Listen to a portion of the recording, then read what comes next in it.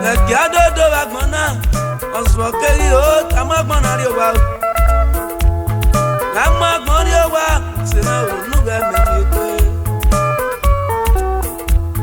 Megba veno bawa, osamye kena we wa go meme. Na o sara wa go me, agba bi me o ya pegbe. Wala wa do me, anga yi ka pegbe.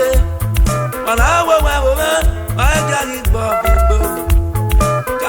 Kate no, kate wa ni bo ma ba ni o ma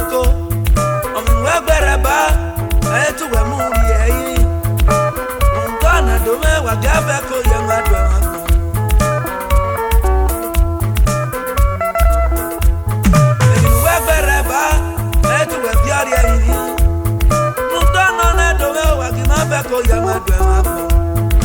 Amwa boye wanu yere o asime. Amwa boye wanu yere o